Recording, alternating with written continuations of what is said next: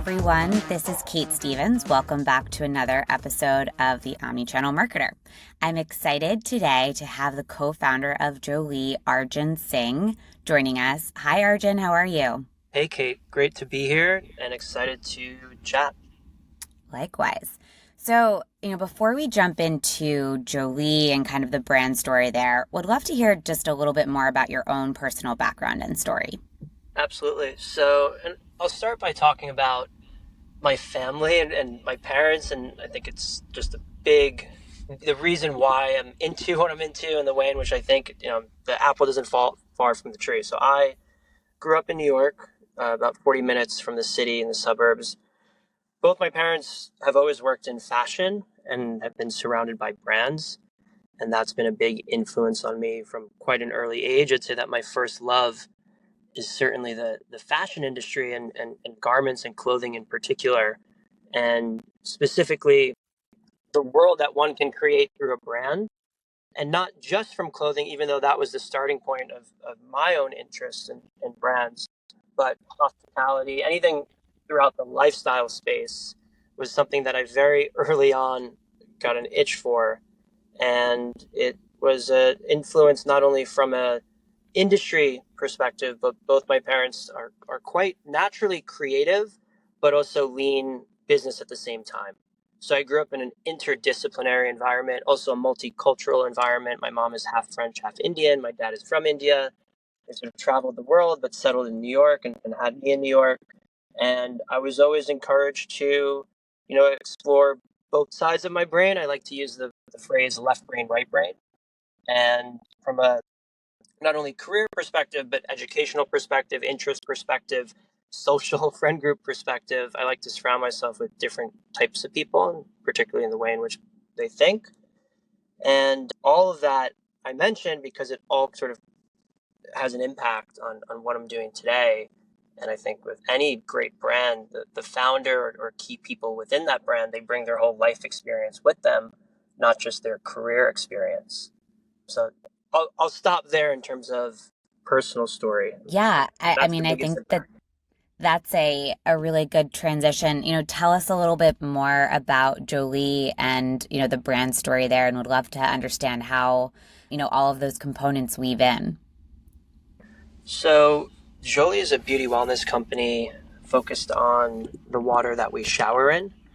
It's been a bit of an afterthought. It's a condition that the beauty industry at large has largely neglected.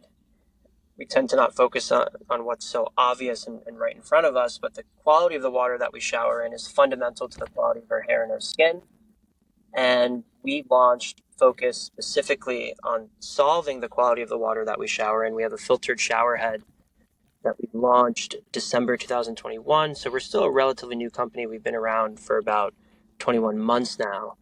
And the impact that we've been able to have has just been above and beyond what we ever thought. And it really goes back to the water being the root cause for many of our issues. We call it step zero, whether one uses $300 serum from La Mer or goes to CVS to buy their skincare or hair care, the water is constant and it's playing a role. So we focus on something that we do every single day without even thinking. And by focusing there, that's where we have the biggest impact. And how did you discover that, that water is so dirty, kind of the problem that you're solving? So the idea actually came from my partner, co-founder, Ryan. He was one winter experiencing dry skin on his calves in particular, and his wife is a marketing executive at Aesop, so they have all the product you can imagine at home. He's trying all this product, nothing's fixing his issue. He's in the shower one day. He's a naturally curious guy, and he just, as a shower thought and starts thinking about the water, and gets out of the shower, goes to Google, and starts doing some research, and he finds out two things. One, the water's not as clean as we think it is, big surprise. And two, there are shower filters that one can buy primarily on Amazon, and he's just at this point trying to solve his issue, purchases a shower filter off Amazon, puts it in, and nearly immediately his dry skin goes away. 3 days later, the shower filter gets clogged, it breaks down. It was a cheap $20 product off of Amazon. He then tries to find something that has some quality and duration to it and also a certain aesthetic, and very quickly realized that it didn't exist. That's when the transition from, hey, I'm just trying to solve my own personal issue, to, wait a second, there's an idea here and a business opportunity. This is not a plumbing fixture. This is a beauty product.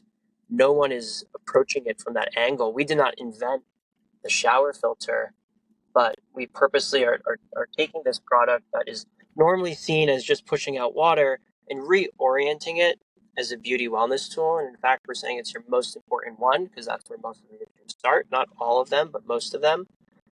And that's the genesis of the idea. Ryan and I had known each other.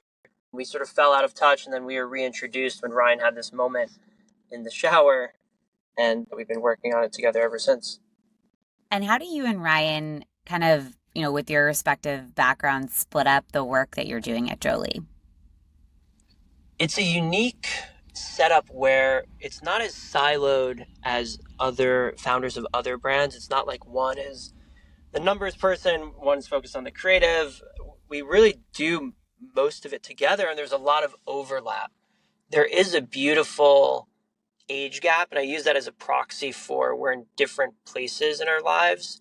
And I think that's a bit of a secret sauce in the relationship, because as I'm sure you and many listeners of this podcast have had friends and peers that have started companies, and often people will start companies with their peers around the same age or in the same sort of place in life. And there tends to be, at least in the earlier stages, I'm 29 years old. If I started a company with a friend of mine at the same age, we're still trying to prove ourselves, make our mark.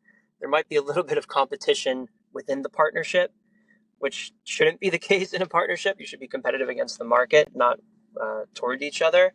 And there's a lot of ego that's often involved. With Ryan and I, there's virtually none of that. And I do think that being in different places in our lives plays a large role. It's actually the biggest role in that. And that's I'd say the number one reason for the success of the two of us working together.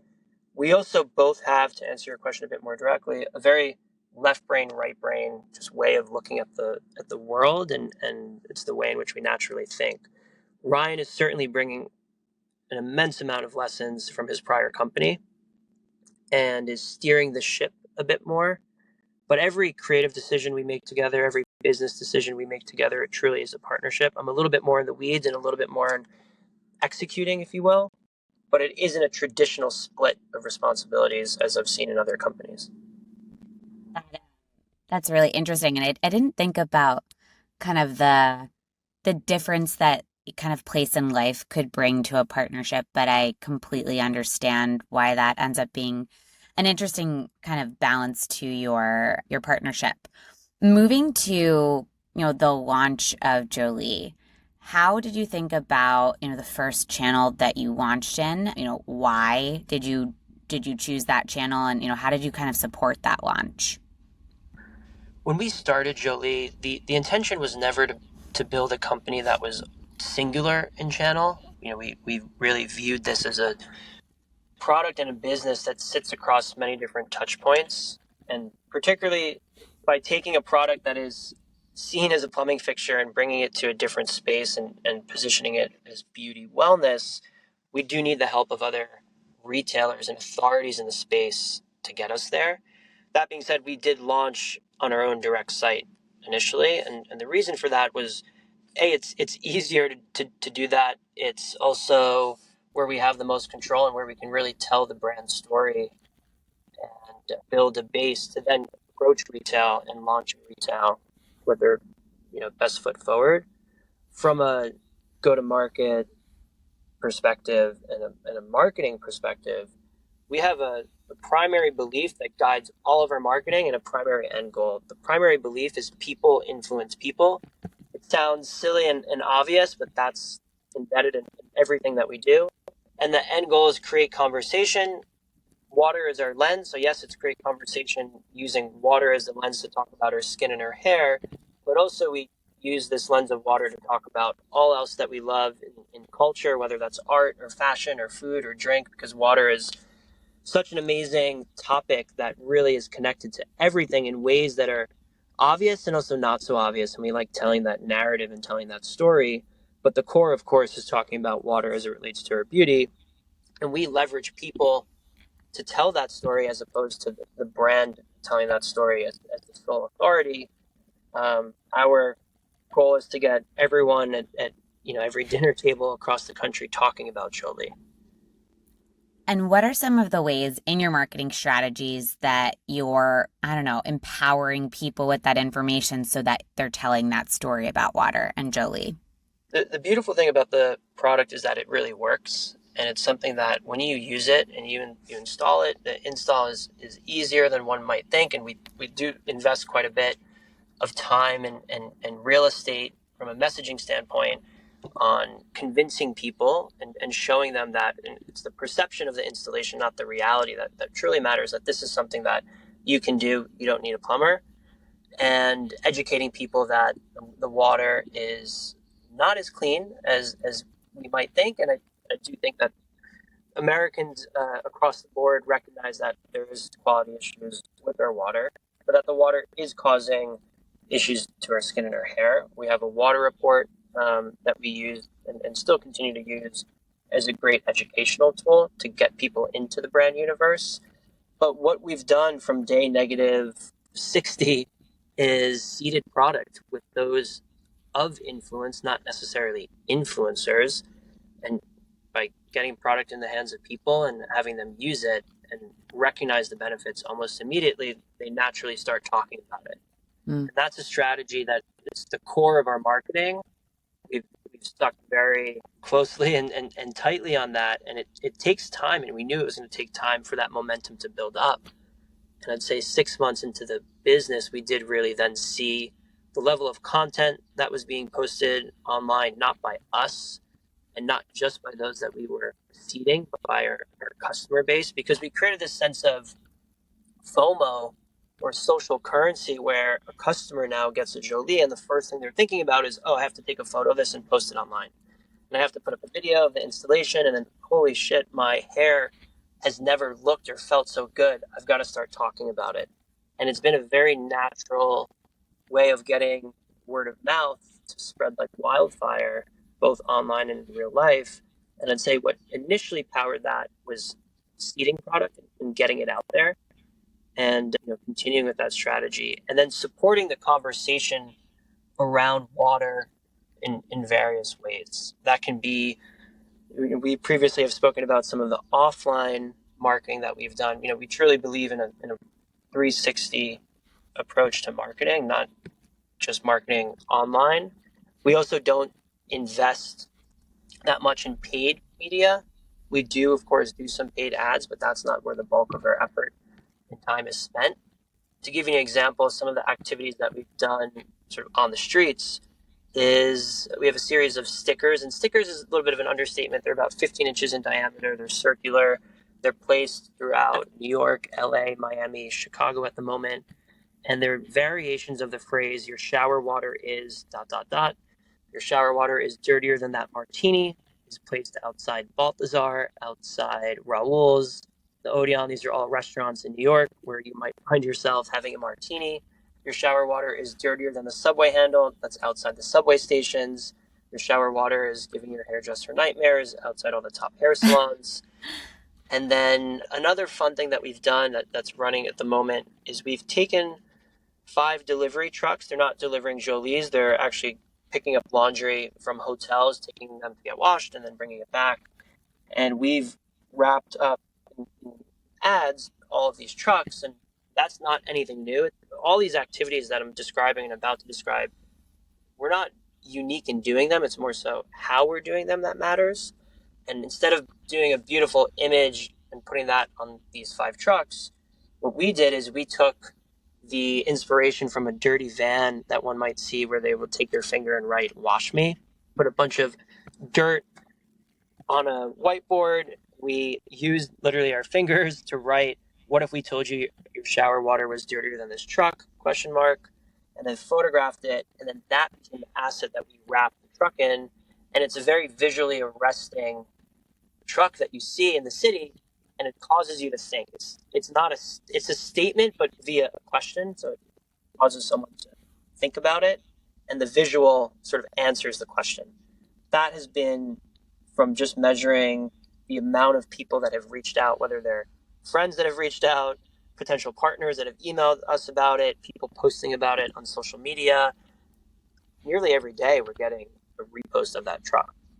So it's been quite a great tool to create conversation, at least in the city of New York. Wow.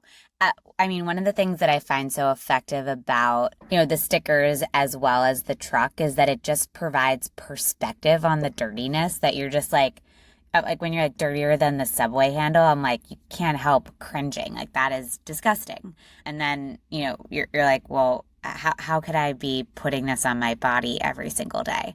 So, very effective and creative in that marketing. And to add to that, in addition to, we have marketing that we're doing that is, it's either putting a visual in someone's head specific to the water that they might be showering in. Separate from that, we also have quite a few activities where it's less about the quality of the water and it's more about either the shower space, which, as we all know, is a space that doesn't just clean us physically, it cleans us spiritually. It's a great thinking session. People might dance, sing in the shower, cry in the shower. It really is a space that in our daily lives is probably the only place we're truly alone. I hope that people aren't bringing their phones with them in the shower, though I know some people that do.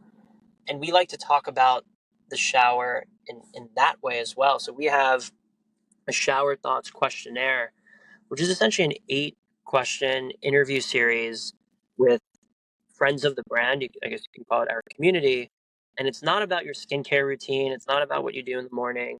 They're questions that are a little bit more existential in nature, perhaps something you might ponder while you're in the shower. And that's something that, again, going back to people influence people, it brings together and wraps this community around the brand and takes the narrative from, hey, buy our shower head because it helps your skin and hair, to creating some emotion beyond that, creating a bit of attachment to the brand itself.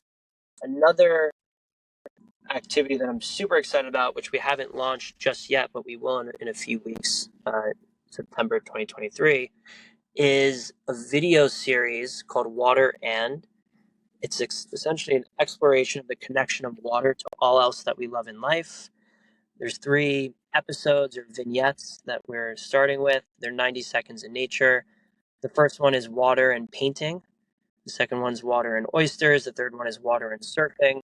For water and painting, for instance, we worked with a painter who at 5 a.m. in the morning on the beach took the canvas, dipped it in the ocean water. The salinity of the ocean water had an impact on the painting. We had interviewed him. His studio that morning became the beach. So explicitly and abstractly, the water was playing a role in his process. And we've created this beautiful video of that. We did the same with the oyster farmer. We did the same with a actually well-known fashion designer who's also a surfer. And it's telling the story of water that has nothing to do with our product, but is a narrative that is interesting and compelling and ultimately goes back to the brand and creates conversation, which, again, going back to what I said earlier, is the goal of all of our marketing. So it's not just on the benefits of the product itself, but it's creating a narrative with our main lens of water. It's really interesting. Can't wait to see those new videos. As you think about channel expansion, could you talk to me about channel outside of your direct website that you launched in, and how did you think about that?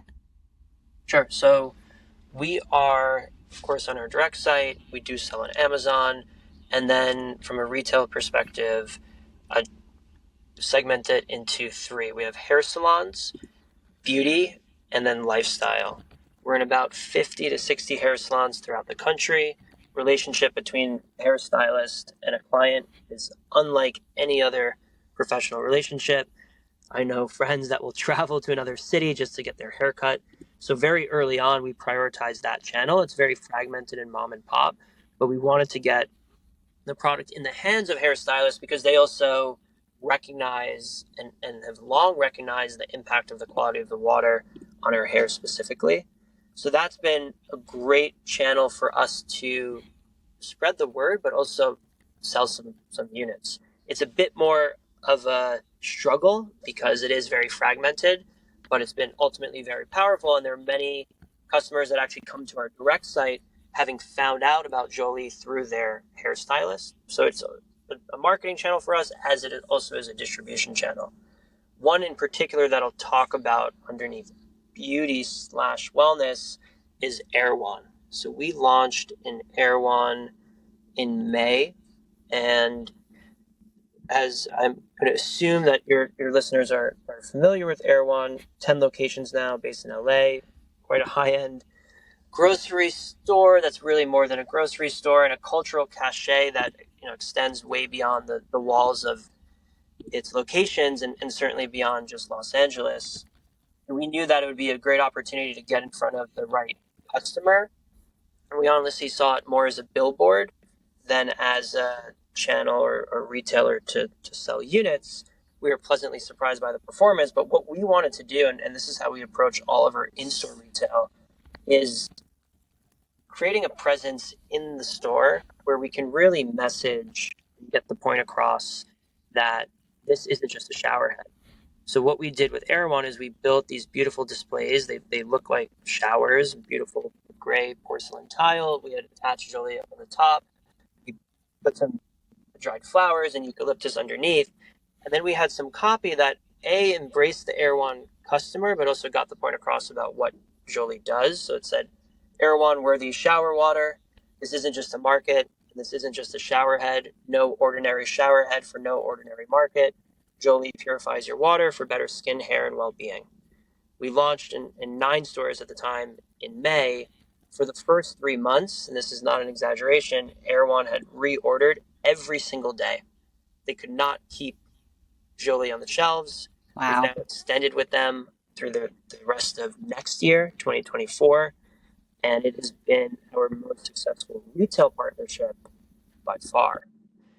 In terms of other retailers that we're in, the beauty retailers like Goop, they've been an early partner of ours. Blue Mercury, we're launching in quite soon. And then on the lifestyle side, which I'll put department stores there as well, Nordstrom, Bloomingdale's, Saks, Revolve, we've launched with them a couple months ago, and they've placed a good amount of reorders.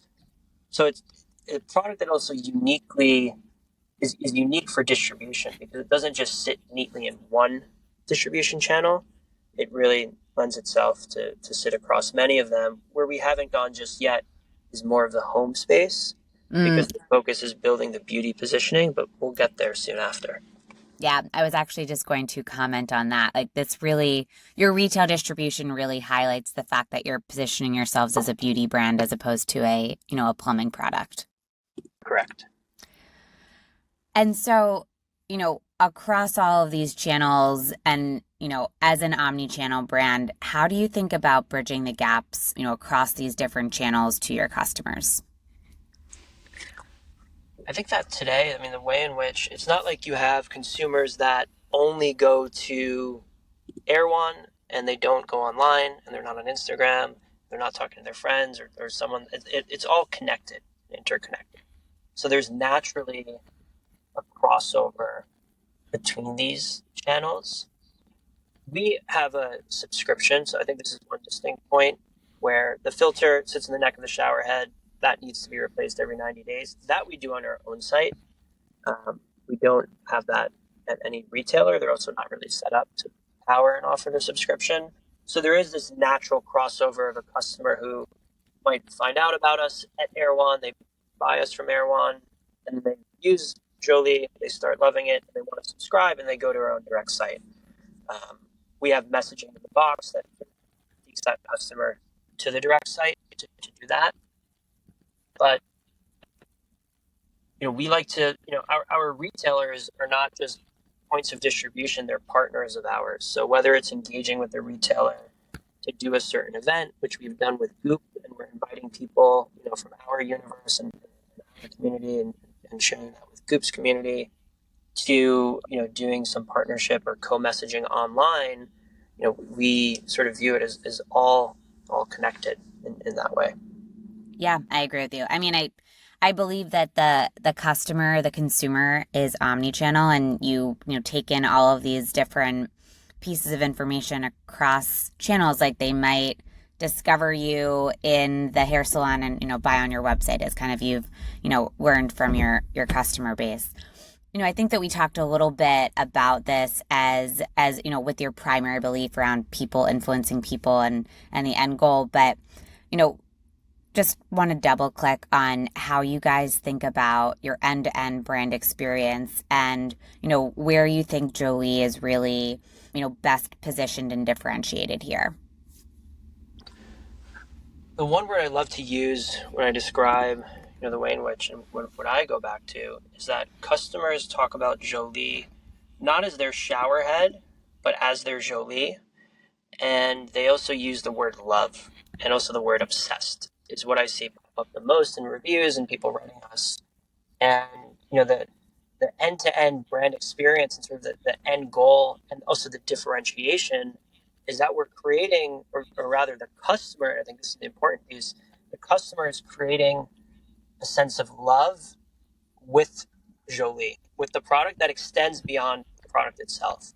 And there's emotion that they've been imparting upon a device that they look at every single morning when they're naked in the shower. It is a relationship of trust. And we've built a brand that should be like a friend and quite personal in nature. We want to create conversation as a great friend does. And we don't want to just talk about the product itself, but highlight all that the universe sort of has around the product, around the lens, and around what Jolie stands for. And I think the effort that we've done there, combined with the people influence people and the momentum and the word of mouth, has created this sense of love that customers have for their Jolie. And that's the primary focus in terms of what we want a customer to feel. And that's something that really results in a sense of loyalty. Beyond, of course, the product needs to work. The product needs to do what it's intended to do. We have a very low churn rate, which shows that loyalty.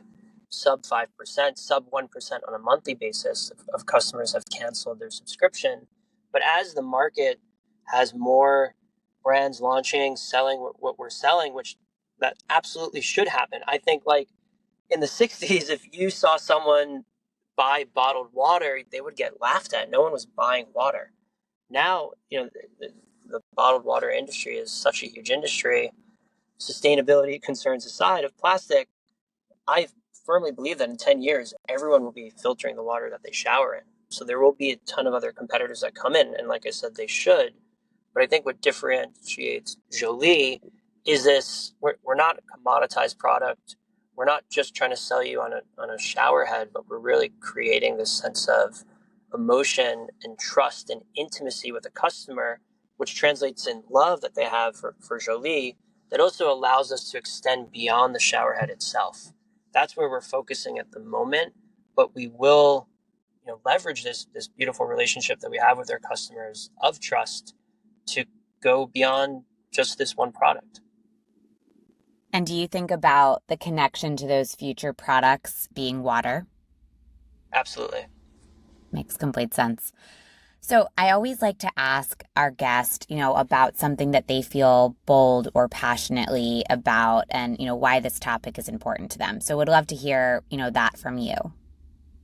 Is this something that business related, across the board, politics? Across the board. It could be business or not. I think this is maybe in the theme of what I've been discussing just now. And I saw there was a question that you had sent, which is thing you wish you could change about our industry. And I think this fits in with what I'm passionate about. I wouldn't call it a contrarian view, but I think there just needs to be a bit more soul and not to overuse this word, but a bit more love in the brands that are being built. Less metrics, less numbers. That's important. Fundamentally, that needs to be there, full stop. But the soul and the love and the charm of creating a brand, and very specifically talking about a consumer-oriented brand, there isn't much of that in terms of what I'm seeing of brands being launched. They're all trying to get to a certain revenue number and solely focused on that. And I think that you leave actually a lot more on the table if that's your main goal. Mm-hmm. It makes a lot of sense. which I guess is a good transition to our lightning round. Series of quick questions. And, we started with what you want to change about the industry. And, I completely agree on that one. Favorite omni-channel brand? I want to give a few here. I've always loved Byredo. I think fragrance speaks to me in terms of the story you can tell there. And they've done a great job of extending beyond just their main product line. They have a segment which is perfume, and then they go into makeup, but they also have a product line called Byproduct, and it is this lens for them to engage with other talented, creative people to create a handbag or to create sunglasses, and they've been able to do it in a way that actually feels like it works, which I think is a very tough thing to do. So that's one. I wouldn't say it's my ultimate favorite brand, but it's one that I certainly look to. The brand Kate, and I tend to look at fashion, just where my interest sort of lies. Amazing women's wear brand, creating emotion beyond just the product itself, beautiful retail and the content that they create.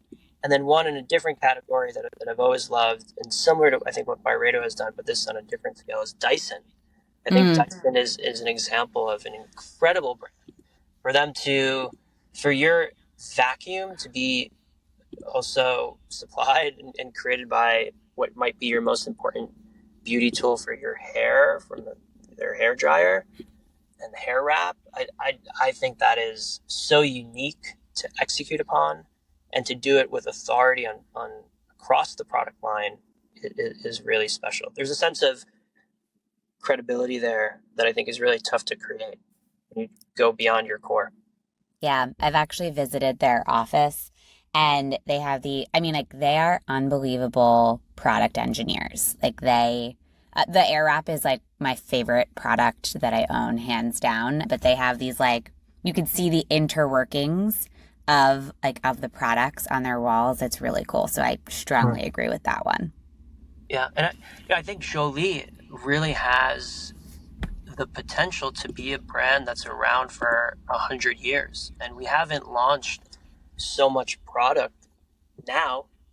We're on a timeline that I think is a little bit longer, and I really do think you dilute a brand if you launch too much at once. It's confusing to the customer.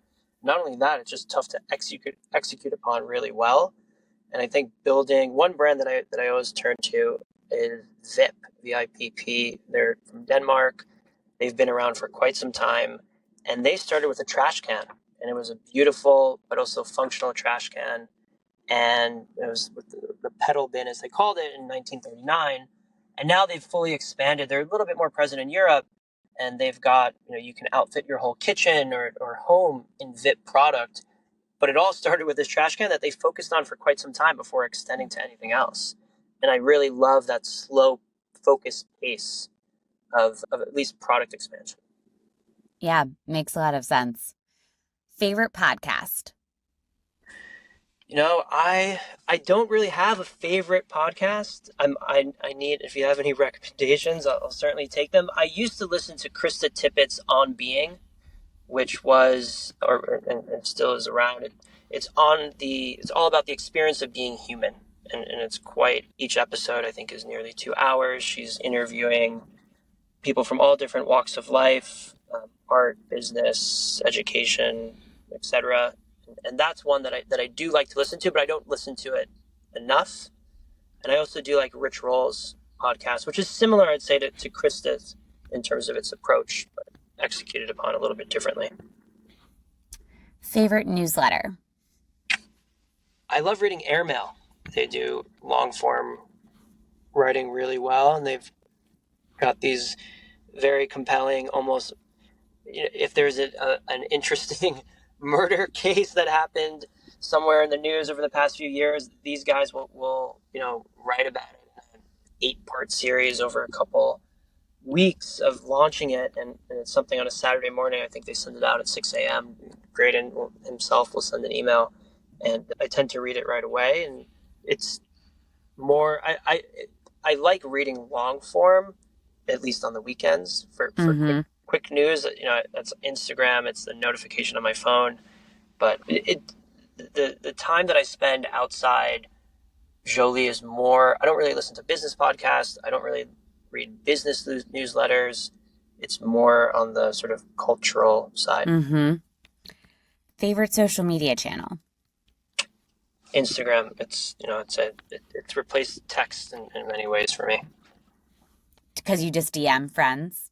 Yeah, I love what I do love about Instagram is, and I tend to share quite a bit on my Instagram story, is it's a beautiful, and I do it primarily for myself because it's a great way to look back on, it's almost like a journal it is the way Mm-hmm. I look at it. But it's also a great way to, oh, hey, you're also in this city, or hey, you're down the block from me.